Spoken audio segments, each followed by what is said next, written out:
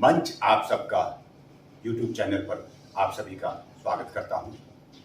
और आज हम अपने इस एपिसोड में बात करने जा रहे हैं अपने वार्षिक नाट्य उत्सव पंचानन पाठक स्मृति सप्तांत हास्य नाट्य समारोह के बारे में, जो पिछले 21 सालों से यानी कि 2003 से लगातार आयोजन होता चला आ रहा है।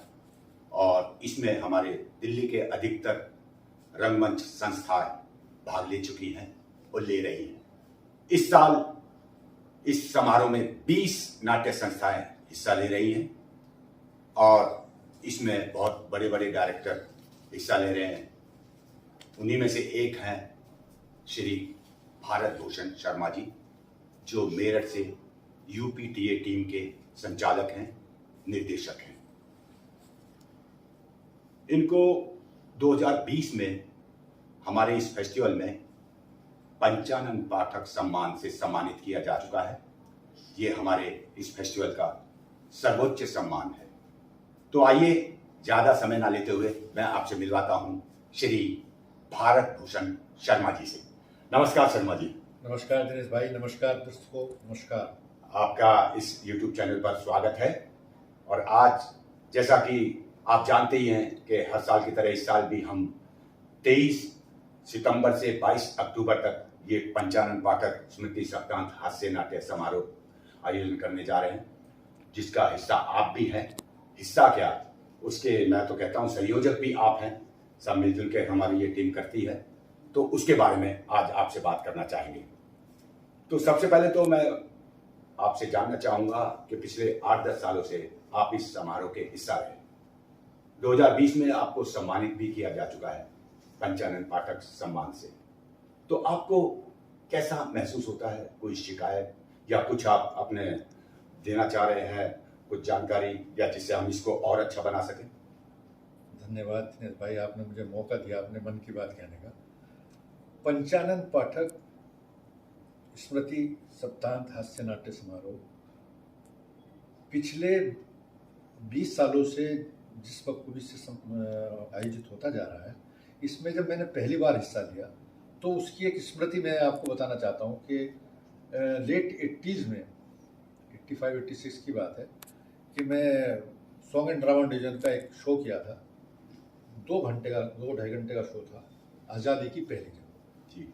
उसमें पंचानन पाठक का म्यूजिक था जी, और वो इतना शानदार म्यूजिक था कि उस शो की पूरी जितनी भी उसके सफलता का श्रेय जाता था वो उसके उन बैकग्राउंड म्यूजिक को जाता था। और मैं उस नाम से और उनके उस म्यूजिक से इतना प्रभावित हुआ, जब मुझे ये पता लगा कि उनके नाम से एक नाट्य समारोह भी आयोजित हो रहा है, तो मेरा मन किया कि मैं उसमें शामिल हूँ। और उस महानुभूति के नाम से जो हो रहा है, तो निश्चित रूप से उसमें उनके उन शिष्यों ने जो उन महानुभूति के साथ रहे होंगे, मैं भी उनका कुछ सानिध्य प्राप्त करूँ, इस इंटेंशन से पिछले 10-12 सालों से मैं आपसे जुड़ा हूँ। और दिल से एक बात स्वीकार करता हूँ कि आप जिस खूबी से साथ इस लंबे आयोजन को आप आयोजित करते हैं, उसमें आपका धैर्य, आपका कोऑर्डिनेशन, आपका हर चीज़ व्यवस्था इतनी शानदार होती है कि लोग 2 या 3 दिन के समारोह में भी नहीं कर पाते। आप पूरे 1 महीने तक में करते हैं और इसका पूरा श्रेय आपको और मंच आप सबके और आपके सहयोगियों को जाता है। मैंने ये महसूस किया है कि जिस दिन 10-12 साल पहले पहली बार यहाँ नाटक में शामिल हुआ था, तब से लेके निरंतर प्रतिवर्ष ये समारोह अपनी श्रेष्ठता के लिए आगे ही बढ़ता जा रहा है। नाटकों का स्तर, मंचन का स्तर और भव्यता का स्तर, उसके आयोजन का स्तर हर बार एक प्रगति के पथ पर है, जो बहुत अच्छी बात है। और मैं दुआ करता हूँ कि ये इसी तरह आप आयोजित करते रहें और खूबियों के साथ और बखूबियों के साथ। एक से एक अच्छे नाटक देखने को मिलते हैं दिल्ली में आपके आयोजन को। मैं क्या आयोजित करता हूँ, ये तो हम सब मिलकर आयोजन करते हैं इसका। आप मेरठ से इतनी दूर से आते हैं, ये भी तो आप गुरु के प्रति सम्मान समझिए, या आप रंगमंच के प्रति आपकी जो लगन है वही है जो आपको यहाँ तक खींच लाती है। तो आपने इस उम्र में इस हमारे समारोह में दूसरी शादी की कैसे सोची? एक्चुअली क्या है दिनेश भाई, दूसरी शादी अपने आप में एक सुनकर के गुदगुदी सी तो होती है लेकिन मुझे एक बात हमेशा महसूस करता रहा कि जो अभी पिछले 4-5 साल से आपने, पहले हमारा जो ये समारोह होता था, इसमें ये सप्ताहांत हास्य नाट्य समारोह शब्द शायद 4 या 5 साल पहले ही हुआ। जी। तो मैंने सोचा कि भाग लेने का मतलब सार्थकता के साथ है, आप जस्टिफाई करें कि आप जहां भाग ले रहे हैं तो उसमें विशुद्ध रूप से कॉमेडी या हास्य का नाटक कुछ होना ही चाहिए। इसकी तलाश अब हमने जब शुरू की, तो मैं 1 मिनट थोड़ा सा बैक में जाता हूं। तो सबसे पहले हम, आपको याद होगा कि शरद जोशी जी का एकता गदर और राधा खां लेकर आए थे उसी साल, और हमारा निरंतर प्रयास रहा कि हम शुद्ध रूप से हास्य ही इसमें लेकर आए, मिला जुला या जबरदस्ती हास्य वाली बात ना जी।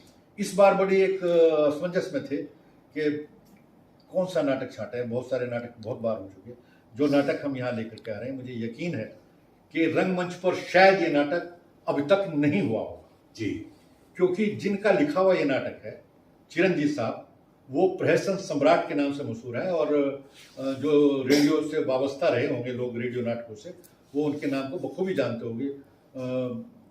एक ढोल पोल नाटक आता था उनका, बहुत सारे नाटक हर सप्ताह, प्रति सप्ताह उनके प्रहसन आते थे। रेडियो में तो काफी है, बहुत नाटक लिखे। तो मैं उनकी काफी प्रहसनों को पढ़ा, मेरे हाथ एक किताब लगी, तो मुझे इसके कथानक में एक नवीनता लगी, हालांकि बहुत पुराना कथानक है, और पर इसकी सबसे बड़ी दिक्कत ये थी कि ये 25 मिनट का, 20-25 मिनट का प्रहसन था, और हमने इसमें 2-3 महीने तक काम किया, और ये 1.25 घंटे का बिल्कुल इसको रिमास्टरिंग करके, उसकी परिकल्पना को दोबारा करके, इसको उसी परिप्रेक्ष्य में, जिस परिप्रेक्ष्य में चिरंजीव साहब ने लिखा था, उसी रूप में हमने प्रस्तुत करने का प्रयास किया है। दूसरी शादी कंफ्यूजन, संदेह की मिली जुली एक दास्तान है। पति पत्नी के बीच में जब संदेह हो जाता है, अविश्वास हो जाता है, कंफ्यूजन हो जाता है, तो तुलसी भी कुछ और नजर आती है और राम भी रावण नजर आता है। ये ऐसी एक कहानी का हमने इसमें रूपांतर करने का प्रयास किया। आप तो थिएटर में वर्षों से जुड़े हैं, मेरे ख्याल आपको काफी समय हो गया, मेरे ख्याल 50 साल के लगभग हो गए। इतना तो हो गया। हाँ, तो आप नए रंगकर्मियों के लिए कोई संदेश देना चाहेंगे? नए रंगकर्मी बहुत शिद्दत के साथ आगे आ रहे हैं, और शायद इसका प्रभाव इस बात से है कि वो रंगमंच को एक्सेप्ट करने में इसलिए मजबूर हो रहे हैं कि वो टीवी का रास्ता उनको नजर आने लगा, ओमपुरी और नसरुद्दीन शाह साहब के वहाँ पर पहुँचने से, वरना तो फिल्मों से ज़्यादा प्रभावित होते हैं। लेकिन मैं यही कहना चाहता हूँ कि नसीर साहब या जिनको भी प्रेरित होकर के वहाँ जाना चाहते हैं, उनकी जो यहाँ आने से पूर्व, फिल्मों में आने से पूर्व जो उनकी मेहनत है, उस पर भी जरा ध्यान दें। उन्होंने बहुत मेहनत की है। रंगमंच अभिनय के लिए मेहनत मांगता है, अभिनय की बारीकियों पर काम करने का अवसर प्रदान करता है। तो जो लोग, नई पीढ़ी के लोग हैं जो आगे जाना चाहते हैं, मेरी दुआ है कि वो आगे जाएं, बहुत आगे जाएं, लेकिन वो रंगमंच को समझ करके जाएं, और इसको समझने के लिए किसी सक्षम गुरु के साथ काम करें, तो पता लगेगा कि अभिनय किस तरीके से दिन प्रतिदिन अपनी परिभाषा भी बदलता है। जी। अभिनय का मतलब सिर्फ संवाद की अदायगी नहीं होता, अभिनय का मतलब बहुत कुछ होता है, और जितना हम गहराई में जाएंगे उतना ही महसूस करके पता लगेगा कि हम अभिनय क्या है। मेरा कहना यह है कि उन्हें मेहनत करनी चाहिए और सीखना चाहिए, पढ़ना चाहिए। जितना ज़्यादा पढ़ेंगे, जितना ज़्यादा सीखेंगे, उतना ही ज़्यादा बढ़िया अभिनय निखरेगा। जी। दिल्ली में तो रंगमंच करना बहुत आसान है, लेकिन आप मेरठ जैसे शहर में रंगमंच कर रहे हैं काफ़ी सालों से, वहाँ आपको कितनी कठिनाइयाँ होती हैं, कितनी सुविधा होती है, क्या आप हम दर्शकों को भी बता पाएंगे? जी।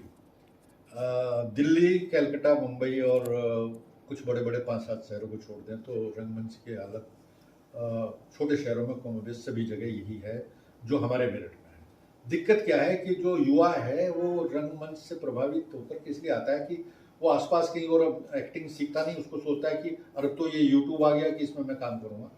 मुझे दिक्कत वहाँ पर ये आती है कि छोटे शहरों में सिखाने के नाम पर एक तो अच्छे प्रशिक्षक नहीं है, अगर हैं भी 2, 4, 10, 5, तो वो प्रशिक्षक उनको सुविधा नहीं है, उनको सिखाने के लिए क्लासरूम नहीं है, उनको रिहर्सल कराने के लिए कोई थिएटर नहीं है, और सबसे अंत में परफॉर्मेंस करने के लिए कोई ऑडिटोरियम नहीं है जिसके अंदर वो सुविधाएं हों।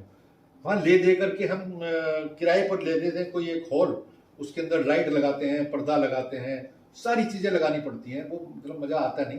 फिर भी रंगमंच को हम इसलिए कि अभिनय का एक जो एलिमेंट है उसमें होता है, और हम कोशिश करते हैं कि जो युवा आते हैं, और मेरा अपना मानना तो ये है कि हम पैसे की इसमें बात नहीं रखते, सिर्फ ये रखते हैं कि कमिटमेंट, डिसिप्लिन और सिंसियरिटी अगर है तो हम चाहते हैं कि उन नौजवानों, और ये होनी चाहिए अभिनेता के अंदर, कमिटमेंट, सिंसियरिटी और डिसिप्लिन, अगर ये चीजें नहीं है तो वो अभिनेता तो बन ही नहीं सकता, ये मेरा मानना है। जी, अब अंतिम सवाल आपसे पूछना चाहूंगा कि दूसरी शादी देखने दर्शक क्यों आए?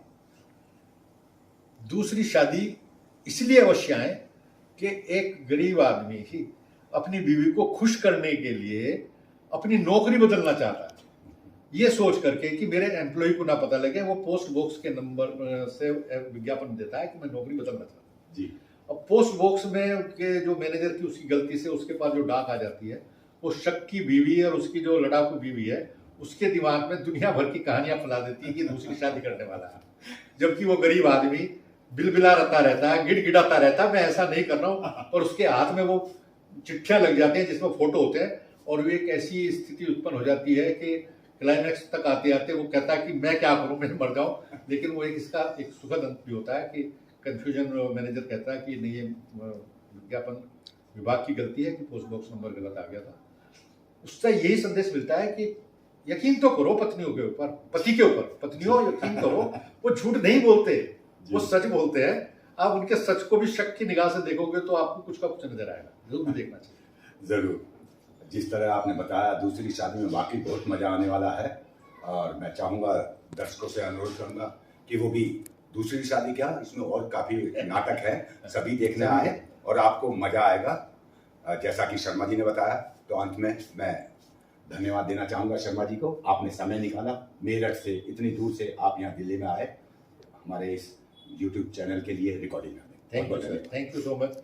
जरूर आइए, ये एक ऐसा अवसर है कि जब आप 1 महीने तक हास्य से सरोबार किरदारों को देखेंगे विभिन्न भूमिकाओं में, और मजा लेंगे। Thank you.